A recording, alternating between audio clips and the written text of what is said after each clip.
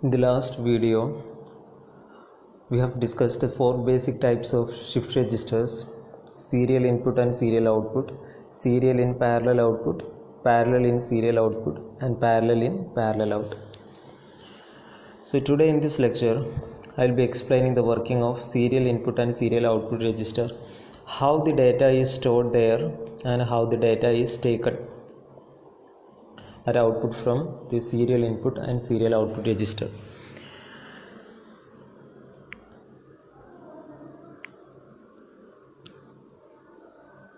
Now the working of SISO, serial input and serial output.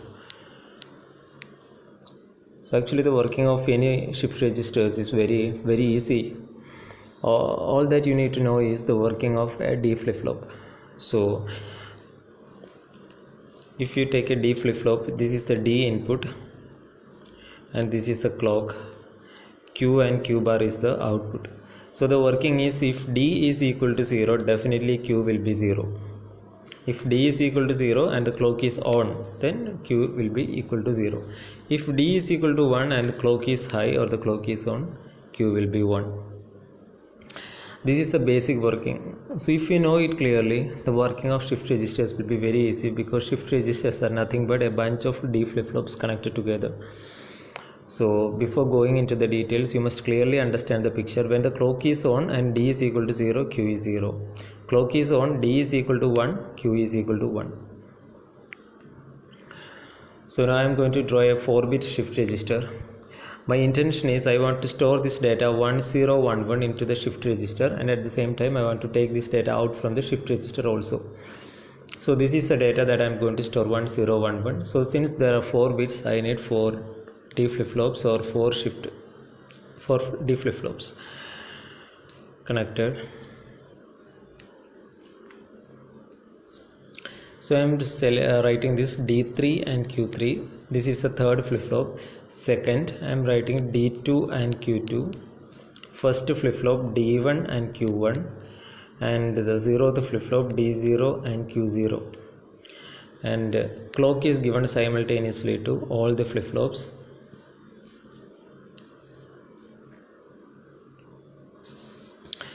This is the input pin where we supply data serially. This is the input pin D3, and the Q3 is taken and given to D2, Q2 is taken and given to D1, Q1 is taken and given to D0. So this is a shift register, serial in and serial out. And now let's see how the circuit works. So let me write the status of all these: Q0, Q1, Q2 and Q3.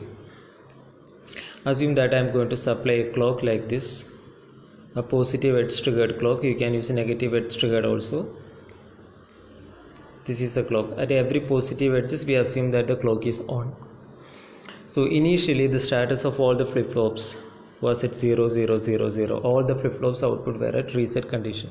So I am going to mark this. The output of all the flip-flops, this was at 0, set at 0, this was 0, 0 and 0. Starting addition. Now assume that this is a first clock, this is second, third, fourth, fifth, sixth, etc. Now before the application of the first clock pulse, the last LSB of the bit that we want to store, the LSB of the bit is 1. You need to give that 1 here at the input pin. You need to supply that 1 here before the application of the first clock pulse. So what happens is that after the application of the first clock, this is clock number 1. I am writing this is clock. So after the application of the clock 1, what happens to all the flip-flops? Earlier I have told you that working of D flip-flop, if D is equal to 0 and the clock is on, Q is equal to 0. If D is equal to 1, clock is on, Q is equal to 1. So all these flip-flops are D flip-flops and clock is given simultaneously to all of them. So what will happen after the application of the first clock? So for D3 we know that its input is 1. So what will happen after the application of the clock? Immediately Q3 turns to 1. What happens to D2? Before the application the input was 0, so after that also it is 0. what happens to flip-flop number 1? It is also 0. Flip-flop number 0, before the application this is 0, and after the application also it is 0. So after the first clock pulse, this is the status of Q3, Q2, Q1 and Q0. And we can clearly understand that whatever be the bit that we have supplied here, this bit is now available at the output of Q3, which means this 1 is shifted to the output of Q2. That's the meaning of shift register, that 1 is shifted to Q3. Okay. Now I am going to supply my second bit.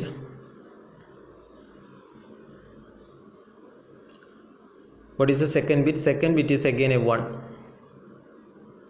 So I am writing the status here. Q3 is now 1. All the other values Q2, Q1 and Q0 are 0 zeros after the application of the first clock pulse. Now I am going to feed the second bit, that is again a 1. So that one I will be inputting here before the application of the second clock. Now after the second clock, this is clock number 2. So after the application of the second clock, what is the status of Q3, Q2, Q1 and Q0? It's a D flip-flop working. So here it is 1, clock is on, Q3 is equal to 1.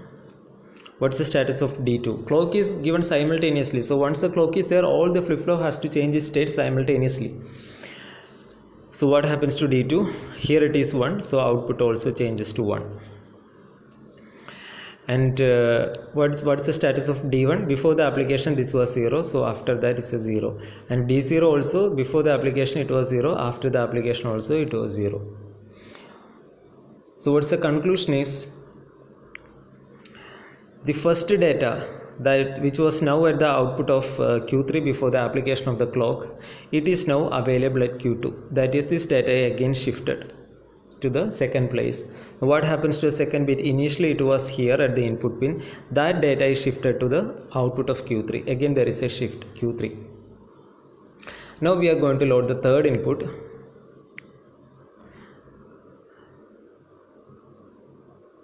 Third input is a 0. So before that let me write the status of all the pins. Q3 is 1, Q2 is 1, this is 0 and this is 0. This is the status of all the flip-flops before the application of the clock pulse 3. So just before the application of the clock 3, what I need to do is I have to load this 0 here at the input pin. So 0 is loaded here, and after that the clock 3 is on. What happens is that for the D3, here it is 0, so output is 0.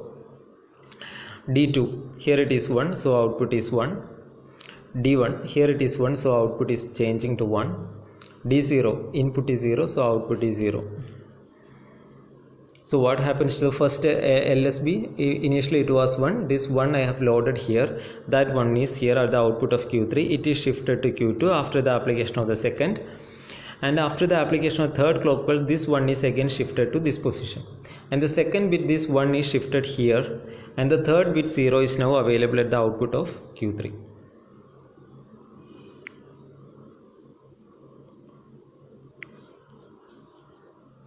Now after the application of the fourth clock pulse.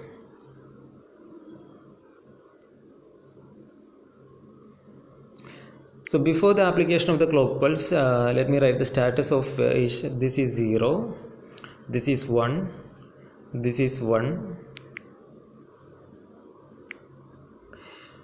and this is 0.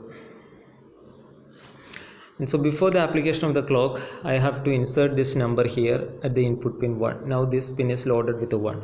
So after the application of the clock pulse, tell me the status. D3 output will be changing to 1. D2, before it was 0, so after also it is 0. D1 status, before it was 1, so after it is 1. And D0, here it is 1, so output is also 1. So the operation is, this 1 is shifted here, this 1 is shifted here, this 0 is shifted here, and the last 1 is also available. Now the meaning is, we want to store the bit 1011. So the conclusion is, after the application of the fourth clock pulse, that 1011 is now available at the output of all the flip-flops. Now the output of flip-flops, we have loaded all the data. The outputs of the flip-flop says, here it is 1, Q2 output is 0, this is 1 and this is 0. So the data 10111. it's not 0. So after the application of the clock pulse, the data 1011 is now available at the output of each flip-flop. This is the reason, or this is how we can store the data into a shift register.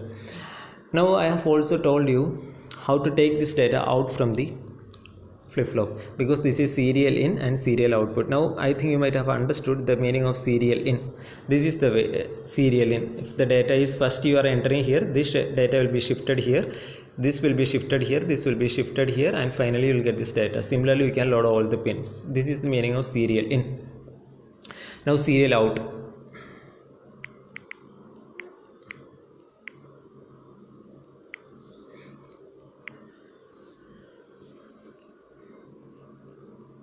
So this is the status of each flip-flop after the application of the clock pulse, for the clock pulse. Now I want to take the data. So I will be observing my output here. This is my output, last Q0. I will be observing my output. So what I will do is I will simply apply my 5th clock pulse, and in this input pin I will simply supply 0. So what happens to each flip-flop after the application of the 5th clock pulse? D3 output will be 0. And Q2 output is 1, D1 output is 0, and D0 output is 1.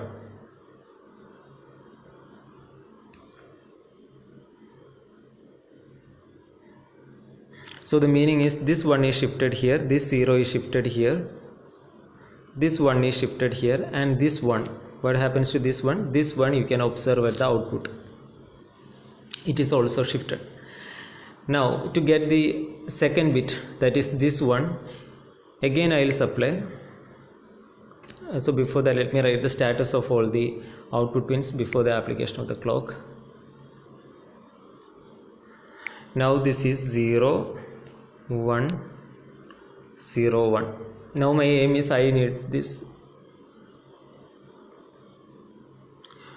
this second bit 1. Again what I will do is I will simply supply 0 here before the application of the 6th clock pulse, and after the 6th clock pulse what happens is that this 0 will be shifted here, this 0 will be shifted here, this 1 will be shifted here, this 0 will be shifted here, and this 1 you get the output. At the output it will be shifted. Now I think you might have understood to take the third bit 0. What I will do is I will simply supply 0 before the application of the clock pulse. So this 0 will be shifted here, this 0 will be shifted here, this 1 will be shifted here, this 0 you can take output. So that 0 will be available here.